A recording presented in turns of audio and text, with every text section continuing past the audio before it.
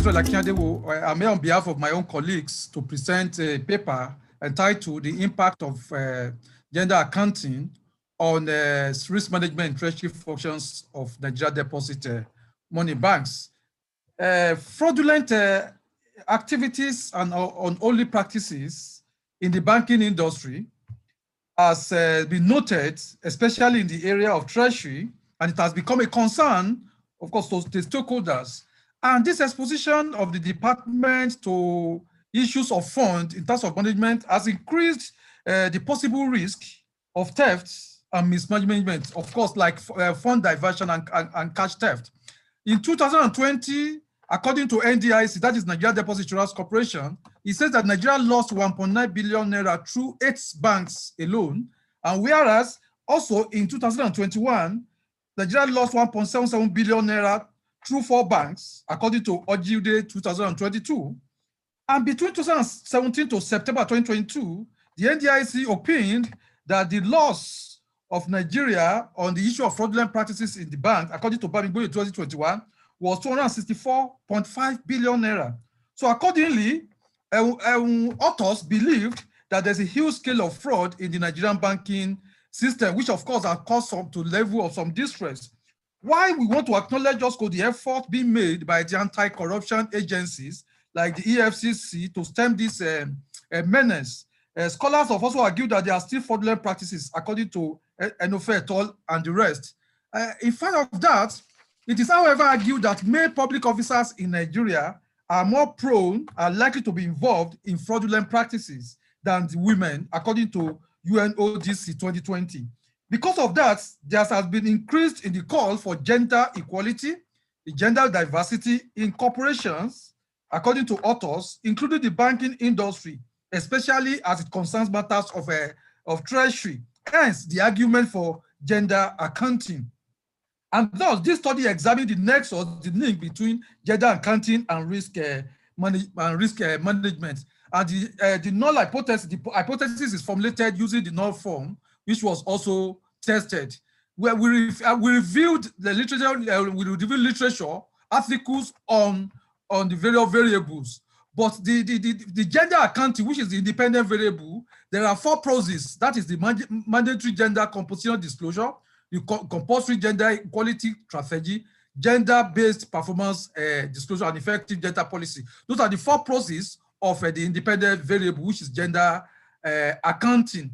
And of course, the theoretical framework, the study reviewed 2 theories. That is the theory of risk management theory of Babalola 1738 and gender organization theory.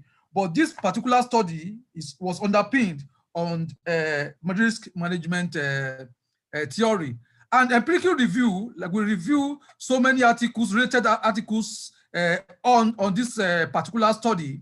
But most of these articles reviewed, they center their own on why we talk about gender equality, gender sensitivity, but there are few or little attention focused on the area of banking, especially the management of risk in the functions of the treasury in Nigeria Deposit Money Banks, as it concerns Nigeria, the geographical area for this study, which was where the gap was identified for the study. Then the methodology, this study made use of survey research by adopting through the administration of structured questionnaire, and the population was 100 banks employees representing 10 from each of the 10 identified banks. The 10 banks identified were chosen on the basis of being the highest market capitalization. Purposely sample checklist was used for the targeted population, which also represents the sample size. But the respondents, this study only got 39% responses from the respondents, and we could see the variables as said. But the a priori expression says that the beta of beta 0, 1 through to 4 will be greater than 0. Then, of course, the methodology, we could see it, the model specification as stated here. Then, the analysis of data, this study made use of inferential and descriptive statistics. From the result, the findings, you could see that is the table 1, the coefficient of model specification. From that result, from the coefficient, you will see that the coefficient of all the processes, the components of independent variables, they are all positive, they are positively linked to the dependent variable, which tells us that they have a link to the dependent variable. So there's a relationship between the independent variable as represented by the process and the dependent variable. And this result could be seen also, like I said, the coefficient of 0.143, the 0.108, 0.769, and then about for EGP, MGCD, CGS, and GBPD respectively. This implies that every unit of those processes, according to those statistical results, will lead to an upward movement of the risk management in treasury function in deposit money banks. And now also from that, you see the adjusted R square of 0.680, which implies that only 68% variation from the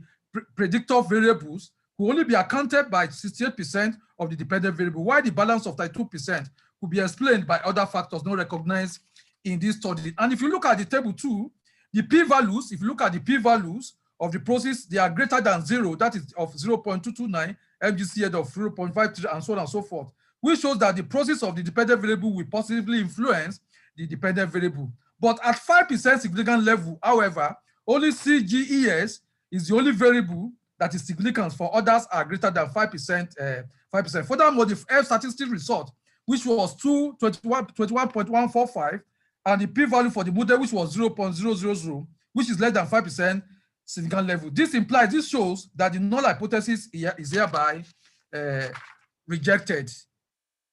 In conclusion, the study established that there's a fraudulent risk in the treasury functions in Nigeria deposit money banks. Well, the study established that gender equality through the inclusion of more women in the banks will result to reduction in the risk in treasury functions.